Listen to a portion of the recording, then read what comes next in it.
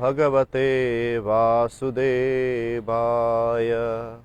ओम नमो भगवते वासुदेवाय। ओम नमो भगवते वासुदेवाय। नारायणं नमस्कृत्य नरं चैव नरोत्तमं देवीं सरस्वतीं व्यासं ततो जयमुदीरयेत्। नष्टप्रायेषु अभद्रेषु नित्यं भागवत सेवया भगवती उत्तमश्लोके भक्तिर्भवति नैष्ठिकी। कृष्णाय वासुदेवाय देवकी नंदनाय च नंदगोपकुमाराय गोविंदाय नमो नमः। हरे कृष्णा। श्रीमद् भागवतम स्कंध 10 अध्याय 1 श्लोक क्रमांक 15। श्री शुक उवाच सम्यग् व्यवस्थिता बुद्धिस्तव राजर्षि सत्तम वासुदेव कथायां ते यज्जाता नैष्ठिकीरति। Translation.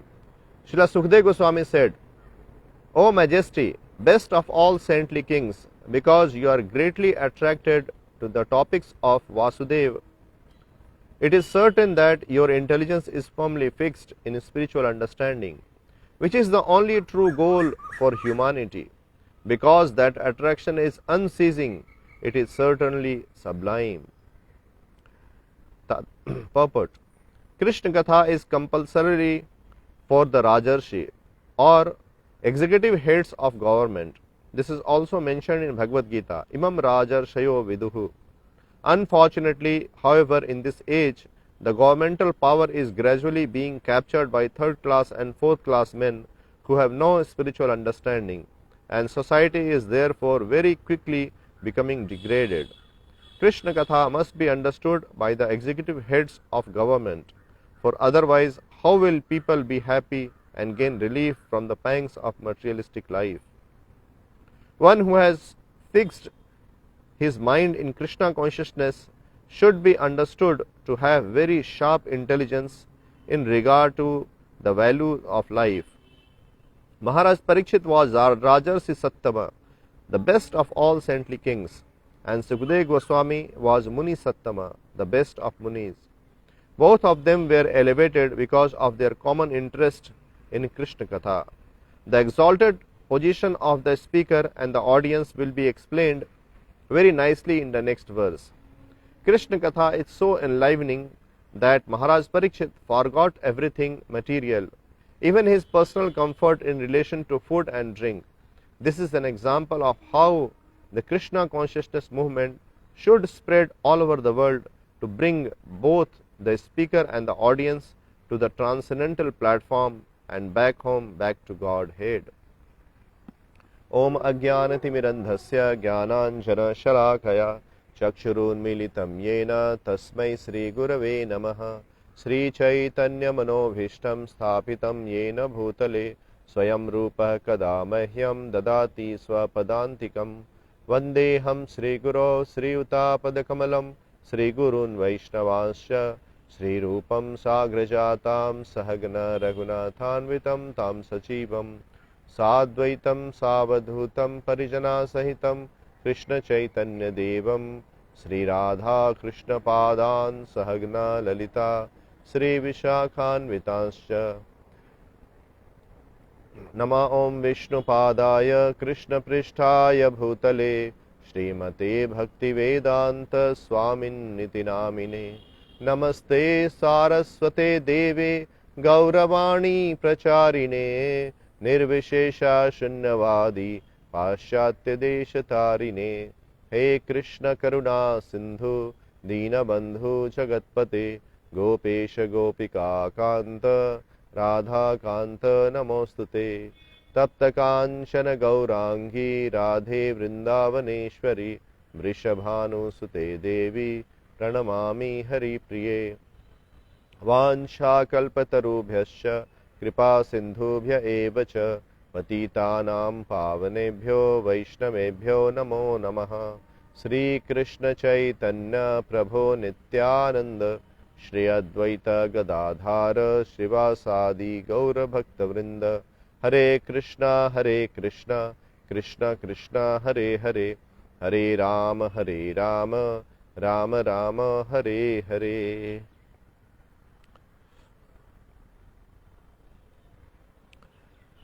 श्रीशुक उवाच समवग व्यवस्था बुद्धिस्तव राजर्षि सत्तमा वासुदेव कथायां ते यज्जाता नैष्ठिकी मतिः नैष्ठिकी रतिः। तो यहाँ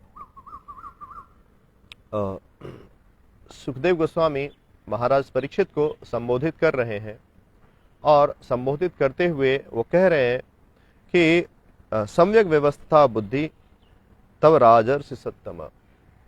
यहाँ पर सुखदेव गोस्वामी महाराज परीक्षित को राजर्षि सत्तमा कहकर संबोधित कर रहे हैं। तो श्रीमद् भागवतम के दसम स्कंद के आरंभ में महाराज परीक्षित ने सुखदेव गोस्वामी को संबोधित किया था मुनि सत्तमा कहकर। उन्होंने कहा था यदोश्च धर्मशीलश्च निताराम मुनि सत्तमा। तो यहाँ सुखदेव गोस्वामी कह रहे हैं महाराज परीक्षित को कि आपने मुझे मुनि सत्तमा कहकर, अर्थात जो मुनियों में, ऋषियों में या जो भक्तों में जो श्रेष्ठ हैं और जो कृष्ण के विषय में को कृष्ण के दिव्य ज्ञान को जानने वाले हैं, उस ज्ञान को उन्होंने साक्षात्कार किया है, इसलिए आप मुझे कृष्ण की लीलाओं को विस्तृत रूप से बताइए। तो महाराज यहाँ सुखदेव गोस्वामी कह रहे हैं कि आपने मुझे अभी कुछ समय पूर्व मुनि सत्तमा कहकर संबोधित किया था और मैं आपको संबोधित कर रहा हूं राजर्षि सत्तमा कहकर। यहाँ सुखदेव गोस्वामी महाराज परीक्षित को बता रहे हैं सम्यक व्यवस्था बुद्धि तव राजर्षि सत्तमा। तो जैसा कि हम पूर्व में हमने चर्चा की है कि यह जो संवाद है वह दो महान भक्तों के मध्य हो रहा है। एक जगह सुखदेव गोस्वामी है जिनको कि महाराज परीक्षित मुनि सत्तमा कहते हैं, क्योंकि वो भक्तों में श्रेष्ठ हैं। जब श्रीमद् भागवतम का वहां पर संवाद हो रहा था तो पूरे ब्रह्मांड से जितने भी ऋषि महर्षि हैं, भक्तगण हैं, वहां पर आए थे। स्वयं नारद, वेद व्यास, सभी जो दिव्य पुरुष हैं वो सभी आए थे वहां पर और उन्होंने सम्मिलित होकर सुखदेव गोस्वामी को वहां पर व्यास आसन पर बिठाया महाराज परीक्षित को संबोधित करने के लिए, क्योंकि उन्होंने यह देखा कि जो सुखदेव गोस्वामी हैं वो एक भगवान के परम भक्त हैं, एक दिव्य पुरुष है, एक मुक्त पुरुष है और उनके जीवन में कृष्ण के अलावा और कुछ नहीं है। और उसी बात को यहाँ बताते हुए महाराज परीक्षित भी सुखदेव गोस्वामी को मुनि सत्तमा कहकर संबोधित करते हैं। और इस प्रकार सुखदेव महाराज परीक्षित के द्वारा संबोधित किए जाने के पश्चात यहाँ सुखदेव गोस्वामी भी महाराज परीक्षित को राजर्षि सत्तमा कहकर संबोधित करते हैं। तो वो कह रहे हैं कि आप राजाओं में श्रेष्ठ हो, राजर्षि सत्तमा। और सिर्फ राजाओं में नहीं, वो उस प्रकार के राजा जो कि राजा भी हैं और ऋषि भी हैं, राजर्षि सत्तमा। तो वैसे राजा जो भगवान के परम भक्त हुए हैं, उन राजाओं में आप श्रेष्ठ हो। आपको राजर्षि सत्तमा कहकर यहाँ सुखदेव गोस्वामी संबोधित कर रहे हैं। तो ये महान भक्तों के बीच में वार्तालाप है और जो महान भक्तों के बीच में जो वार्तालाप होता है वह जो वार्तालाप वो कृष्ण को केंद्रित रखकर होता है, क्योंकि जो महान भक्त हैं उनको कृष्ण के अलावा और किसी भी विषय में कोई भी रुचि नहीं होती है, क्योंकि वो जीवन के सर्वोच्च लक्ष्य को जानते हैं और जीवन के सर्वोच्च लक्ष्य को जानने के कारण उन्हें सांसारिक विषय वस्तुओं में अरुचि होती है। सांसारिक विषय वस्तुओं में, इंद्रिय तृप्ति के विषयों में उन्हें कोई रुचि नहीं होती है और वो उनकी रुचि कृष्ण कथा में होती है, उनकी रुचि कृष्ण में होती है। तो इस प्रकार जो ऋषि हैं और जो राजा हैं, जो कि राजर्षि हैं, उनका गुणगान होता है और उनका गुणगान जो है शास्त्रों में उनके गुणगान को दिया गया है, उनके गुणगान को किया गया है। यह श्रील प्रभुपाद तात्पर्य में बताते हैं कि महाराज परीक्षित जो हैं उनको राजर्षि सत्तम क्यों कहा गया है। तो राजर्षि सत्तम इसलिए कहा गया है क्योंकि सुखदेव गोस्वामी कह रहे हैं कि सम्यक व्यवस्थिता बुद्धि तब राजर्षि सत्तम। उन्होंने अपने बुद्धि को, अपने मन को उन्होंने कृष्ण के ऊपर केंद्रित किया था, कृष्ण के ऊपर स्थगित कर लिया था, कृष्ण के ऊपर केंद्रित किया था। उनके जीवन में और कोई दूसरा विषय नहीं था। और महाराज परीक्षित तो जन्म से ही भगवान के परम भक्त थे, परंतु जब शाप उनको मिला तो 7 दिन के बाद उनकी मृत्यु हो जाएगी। तो उस शाप को पाने के पश्चात, उस शाप को मिलने के पश्चात उन्होंने और जो उनके राजकाज के जो जिम्मेदारियां था उसको भी उन्होंने त्याग दिया और बिल्कुल 100% वो कृष्ण को के ध्यान में वहां पर गंगा जी के तट पर वो बैठ गए। और इस प्रकार का उनका चरित्र है जो श्रीमद् भागवतम में दर्शाया गया है। इसलिए यहां पर महाराज परीक्षित को सुखदेव गोस्वामी राजर्षि सत्तम कह रहे हैं। तो यहाँ श्रील प्रभुपाद कह रहे हैं कि जिस प्रकार के लक्ष्य को सिद्ध करने के लिए, जिस प्रकार के लक्ष्य को प्राप्त करने के लिए महाराज परीक्षित यहाँ गंगा जी के तट पर बैठे हैं, सुखदेव गोस्वामी से कृष्ण के विषय में चर्चा कर रहे हैं, श्रीमद् भागवतम का श्रवण कर रहे हैं, तो यही जीवन का लक्ष्य है। मनुष्य जीवन का लक्ष्य और अन्य कुछ भी नहीं है। मनुष्य जीवन एकमात्र कृष्ण को जानने के लिए और कृष्ण से अपने खोए हुए संबंध को पुनः व्याप्त करने के लिए प्राप्त हुआ है। इस प्रकार से जो राजर्षि शब्द है यह भगवत गीता में भी आता है। भगवान कहते हैं भगवत गीता में अर्जुन को, इवं परंपरा प्राप्तम एवं राजर्षयो विदुः सकाले ने महता योगो नष्ट परम तप स एवायम मया तोद योगो प्रोक्तः पुरातन भक्तोसि में सखा चेति रहस्यम ही एतद उत्तमम। तो यहाँ भी भगवान कहते हैं कि एवं परंपरा प्राप्तम एवं राजर्षयो विदुः। तो यह जो ज्ञान है, यह भगवत गीता श्रीमद् भागवतम का यह जो दिव्य ज्ञान है, यह राजर्षियों के लिए है।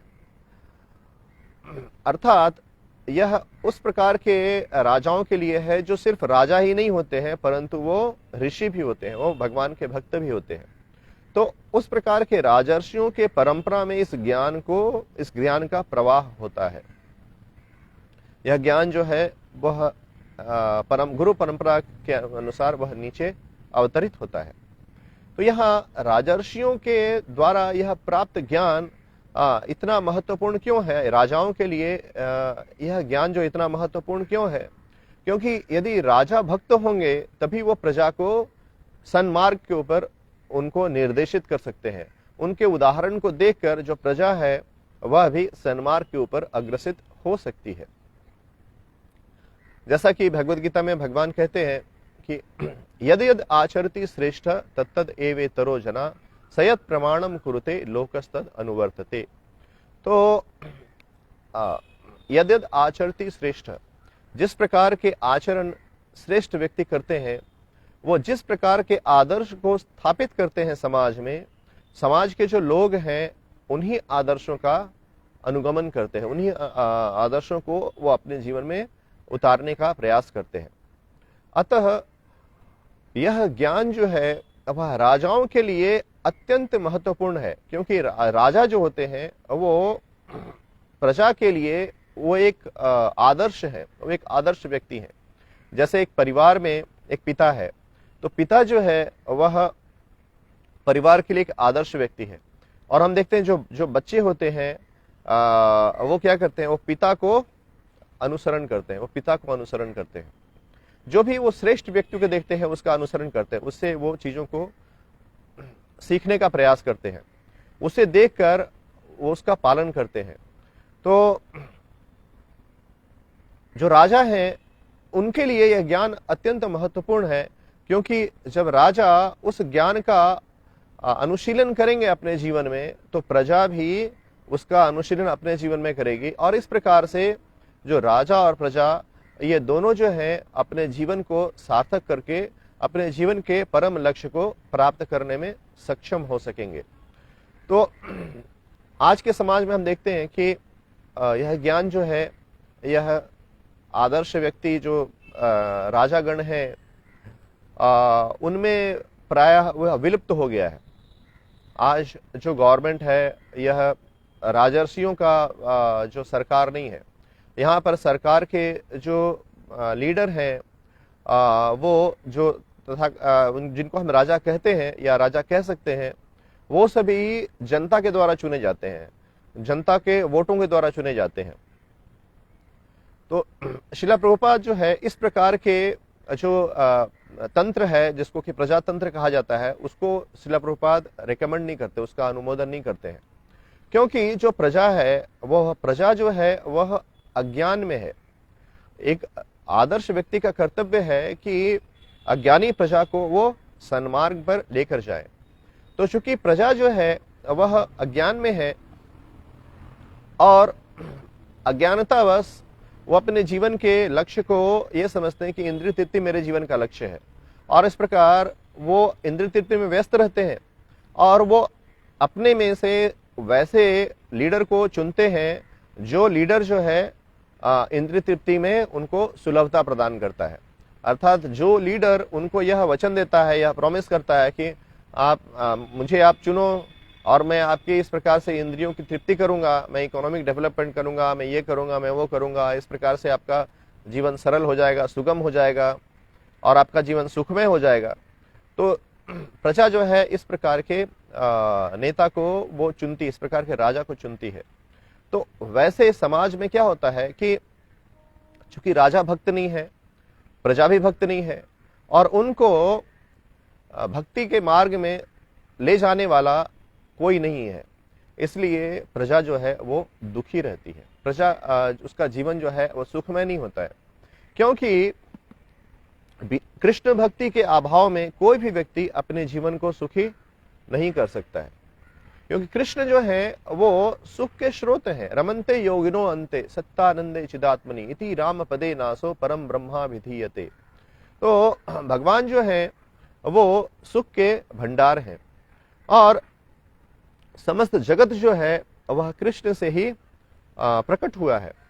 तो जब समस्त जगत कृष्ण से प्रकट हुआ है तो समस्त जगत का, सभी प्राणियों का संबंध कृष्ण से है, और जब वो संबंध विच्छेद हो जाता है, जब जीव भगवान से विमुख हो जाते हैं और भगवान की सेवा ना करके, भगवान से अपने संबंध को व्याप्त ना करके, जब वो अपने इंद्रियों की तृप्ति करना चाहते हैं, भगवान से अलग ये समझ कर कि मैं भगवान से अलग हूँ, मैं स्वयं ही भगवान हूँ, मैं स्वयं ही ईश्वर हूँ और मैं इस प्रकार अपने इंद्रियों को तृप्त करके सुखी हो जाऊंगा, तो इस प्रकार का उनका जो ध्येय है वह उनको कभी भी सुखी नहीं बनाता है। क्योंकि इंद्रियों को तृप्त करके कोई भी व्यक्ति जो है, कोई भी जीव है, वह स्वयं को संतुष्ट नहीं कर सकता है, क्योंकि वो भगवान का अंश है। इसलिए अंश का कर्तव्य है कि वह पूर्ण को संतुष्ट करे। जब वो अंश जो है, जब पूर्ण की सेवा करता है, पूर्ण को संतुष्ट करता है, तो वह स्वयं भी संतुष्ट हो जाता है। क्योंकि कृष्ण जो है वो सृष्टि के मूल है, कृष्ण सृष्टि के मूल है। इसलिए जब मूल संतुष्ट होते हैं तो समस्त जगत संतुष्ट हो जाता है। श्रीमद् भागवतम में इसका उदाहरण दिया गया है, यथा तरोर मूल निषेचनेन तृप्यन्ति तद स्कंद भुजोपि शाखा प्राणोपहारा च यथेन्द्रियानाम तथैव सर्वारहम अच्युतेज्य। तो जिस प्रकार वृक्ष के मूल को हम जल डालते हैं, वृक्ष के मूल को हम सींचते हैं, तो पूरा जो वृक्ष है वो संतुष्ट हो जाता है। और उसी प्रकार जब हम पेट को खाना खिलाते हैं, जब हम पेट में भोजन डालते हैं, तो समस्त इंद्रियां जो है वो तृप्त हो जाती हैं। उसी प्रकार से जब हम कृष्ण को तृप्त करते हैं तो जीव जो है वह भी स्वयं भी तृप्त हो जाता है। एक बार श्रील प्रभुपाद हैदराबाद में प्रचार कर रहे थे, तो उस समय जो आंध्रा का कुछ एरिया था वहां पर सूखा आया था। तो सूखा पड़ा था, तो वहां के जो लीडर्स हैं उन्होंने श्रील प्रभुपाद जी को पत्र लिखा कि आपका सोसाइटी है और आपका सोसाइटी जो है वह जो है लोगों को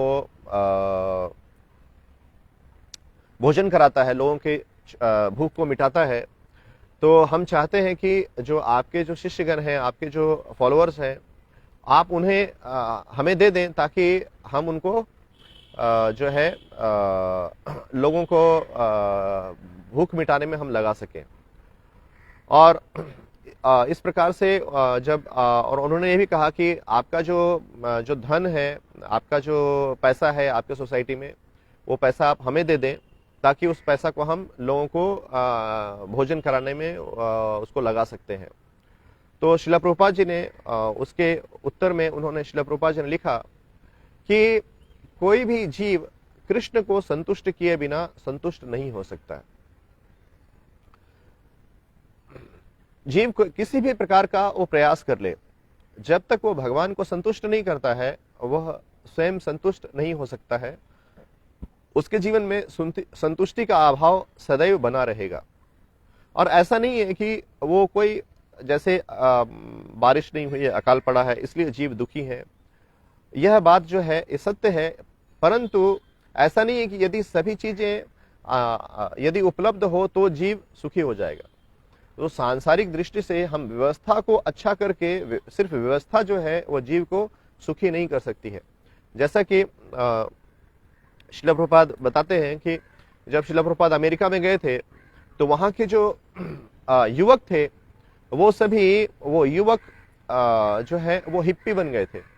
तो वो युवक वो अच्छे घर के थे, उनके पास ऐसा नहीं था, उनके माता पिता के पास पैसों का अभाव था, व्यवस्था का अभाव था, सुख सुविधा का अभाव था, ऐसा नहीं था। उनके पास अमेरिका जो है उस समय भी वर्ल्ड का में सबसे धनी राष्ट्र था और वहां पर लोगों के पास पैसों का कोई अभाव नहीं था, सुख सुविधाओं का कोई अभाव नहीं था।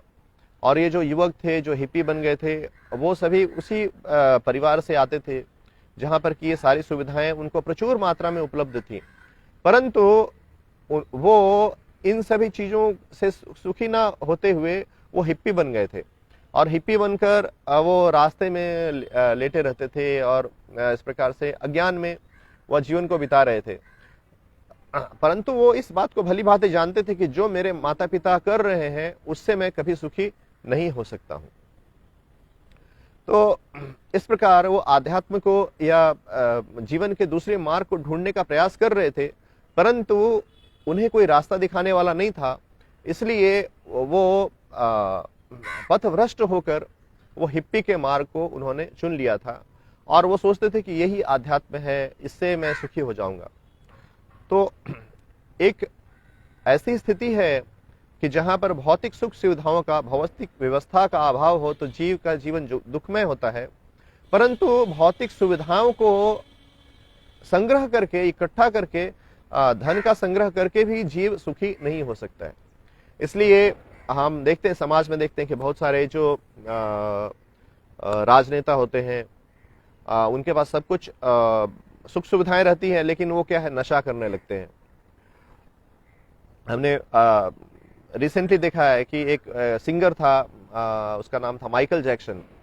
तो वह जो था वो उसको बहुत सारे अवार्ड मिले थे, बहुत सारा धन था उसके पास, और वो एक कोई कंसर्ट करता था तो हजारों लाखों लोग पागल होते थे उसके कंसर्ट में आने के लिए। लेकिन उसकी मृत्यु कैसे हुई? तो उसकी मृत्यु जो है वो नशा ले लेकर इतना नशा उसने लिया कि उसका शरीर जो था वो एक अस्थिमय हो गया, कंकाल के समान हो गया, और इस प्रकार वो नशे के ओवरडोज के कारण उसकी मृत्यु हो गई।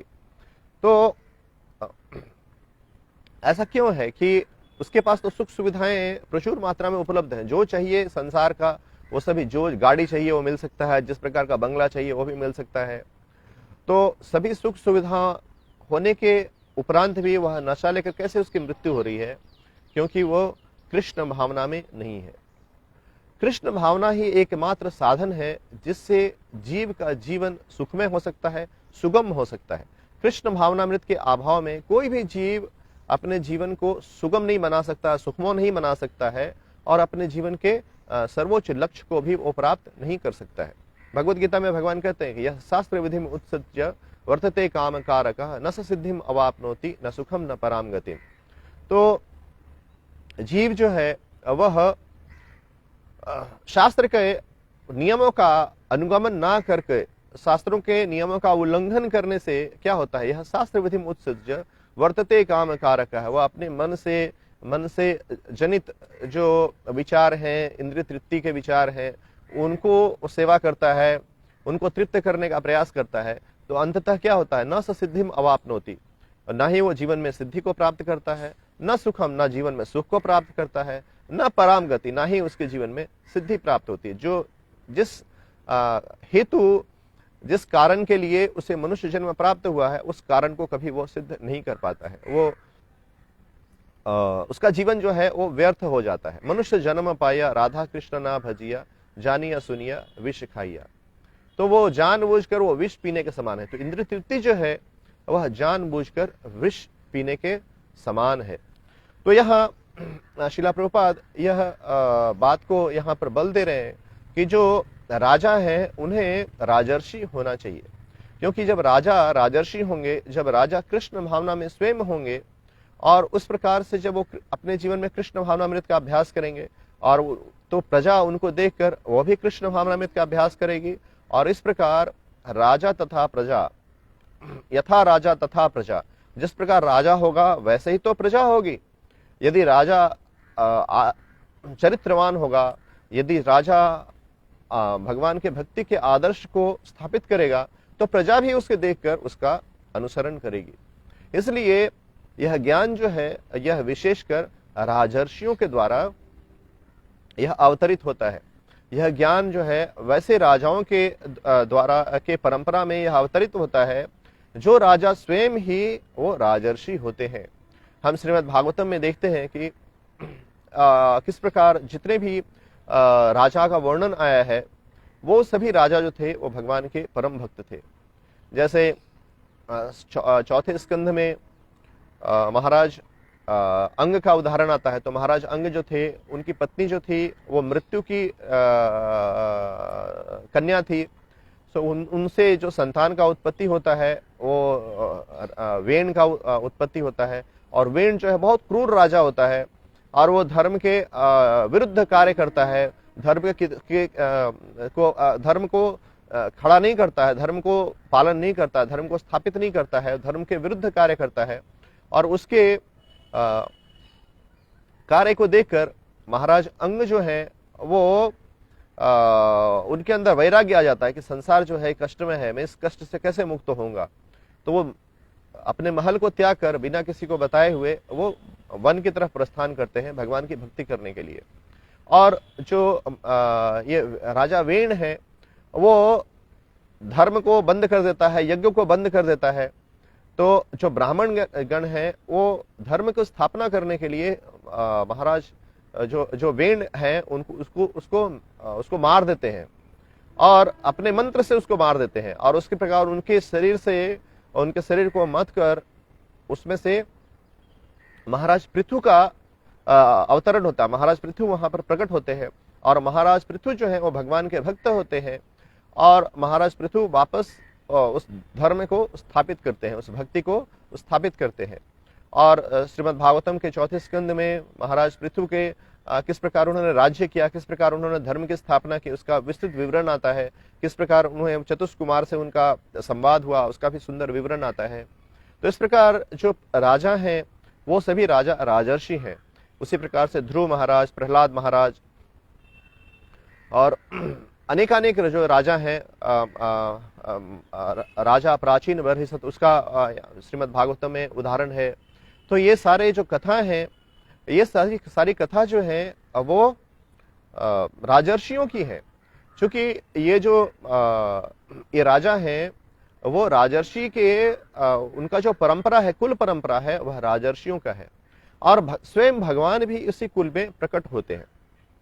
जैसे भगवान श्री कृष्ण सोम वंश में प्रकट हुए, चंद्रमा के उसमें कुल में प्रकट हुए। तो उसमें जितने भी राजा हैं, महाराज यदु, पुरु, ये सभी जो हैं ये सभी राजर्षि हुए।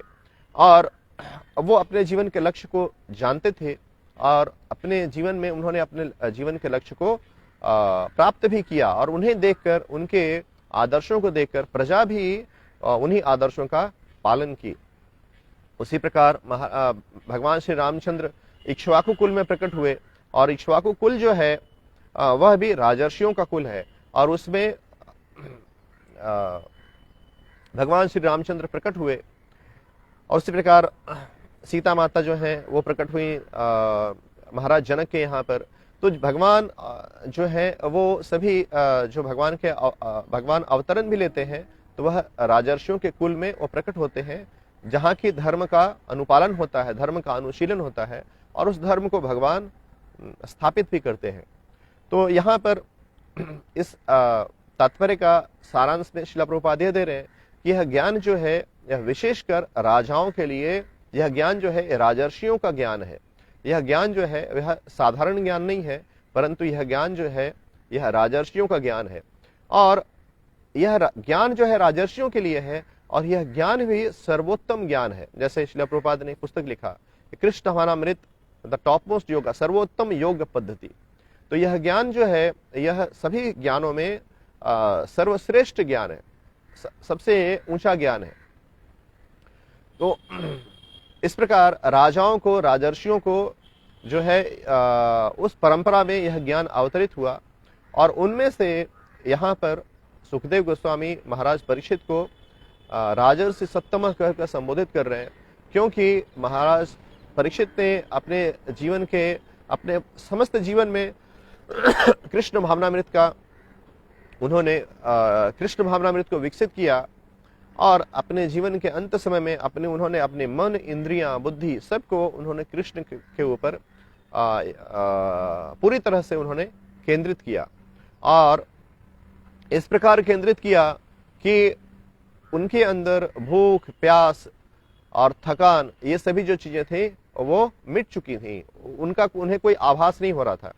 अर्थात वो जो है उनकी स्थिति आत्मा की स्थिति थी, ब्रह्म स्थिति थी। जैसे भगवद गीता में कहते हैं, ब्रह्म भूता प्रसन्न आत्मा न सोचती न कांक्षति समः सर्वेषु भूतेषु मद भक्तिम लभते पराम। तो ब्रह्म भूत स्थिति, तो यहाँ महाराज परीक्षित की स्थिति जो है वो महान भक्त है, और उनकी स्थिति जो है ब्रह्मभूत स्थिति है। वो शारीरिक स्तर पर नहीं है, परंतु वो आत्मा के स्तर पर है, और आत्मा के स्तर पर होने के कारण उनके अंदर भूख, प्यास, थकान, निद्रा, ये सभी चीजों का आवश्यकता नहीं है, क्योंकि आत्मा जो है, आत्मा आध्यात्मिक है। आत्मा को भूख, प्यास, थकान, इन सभी चीजों से जो है जीवात्मा जो है उससे परे है। परंतु अभी बद्ध शरीर में, प्रकृति में बद्ध होने के कारण उसे इन सारी चीजों का अनुभव होता है, इन सारी चीजों को वो प्रकट करता है, क्योंकि वो बद्ध जीवन में है। ये सभी आवश्यकताएं जो है शरीर मन की आवश्यकता है, यह आत्मा की आवश्यकता नहीं है। हम देखते हैं कि जो महान भक्त हैं उनके जीवन में, उनका जीवन जो था वो एक राजर्षि की भांति था, एक ऋषि की भांति था। जैसे कि भक्ति विनोद ठाकुर को हम कहते हैं कि द सेवेंथ गोस्वामी, 7वें गोस्वामी। तो वृंदावन के 6 गोस्वामी हैं, और भक्ति विनोद ठाकुर जो है उनको हम 7th गोस्वामी कहते हैं। तो भक्ति विनोद ठाकुर का जीवन कैसा था? वो जो भी कि वो गृहस्थ थे, परंतु उनका जीवन जो था एक ऋषि के भांति उनका जीवन था। वो 1 घंटा या 1.5 घंटा, इससे ज्यादा वो कभी सोते नहीं थे, और वो अपना कार्य को भी करते थे, अपने परिवार को भी देखते थे, और इतने सारे पुस्तकों को उन्होंने संकलित किया, उतने सारे पुस्तकों को उन्होंने लिखा, इतने सारे भजन उन्होंने लिखे। उसी प्रकार श्रील प्रभुपाद जी का जो जीवन है, श्रील प्रभुपाद जी की जीवनी को हम देखते हैं कि श्रील प्रभुपाद किस प्रकार पूरा दिन वो प्रचार करते थे, और 1-1.5 घंटा वो रात में सोते थे, और रात में श्रील प्रभुपाद जो है 12 बजे उठते थे, और जब पूरा विश्व सोता रहता था तो उस समय श्रील प्रभुपाद जो है अपने भक्ति वेदांत तात्पर्य को उन्होंने दिया, जिसको कि आज हम यहाँ पर पढ़ रहे हैं। तो इस प्रकार जो राजर्षियों का जीवन है वह जो है एक आदर्श जीवन है, और उस आदर्श जीवन में को जीकर जो लोग हैं वो अपने जीवन को संतुष्ट कर सकते हैं, अपने जीवन में संतुष्टि प्राप्त कर सकते हैं, और अपने जीवन के सर्वोच्च लक्ष्य को प्राप्त कर सकते हैं। तो श्रील प्रभुपाद कहते हैं कि यह जो है यह एक उदाहरण है कि किस प्रकार से कृष्ण भावनामृत का प्रचार होना चाहिए, कृष्ण कथा का प्रचार होना चाहिए, जिससे कि जो कथा को बोलने वाले हैं और जो कथा को श्रवण करने वाले हैं, ये दोनों जो हैं अपने जीवन में कृष्ण भावनामृत का को उत्पन्न करके, कृष्ण भावना अमृत को विकसित करके वो अपने जीवन के सर्वोच्च लक्ष्य को प्राप्त कर सकते हैं। यहाँ मैं विराम देता हूँ। हरे कृष्णा कृष्ण कृष्ण हरे हरे, हरे राम राम राम हरे हरे। ग्रंथराज श्रीमद् भागवतम की जय। शिला प्रभुपाद की जय। निताई गौर प्रेमानंद।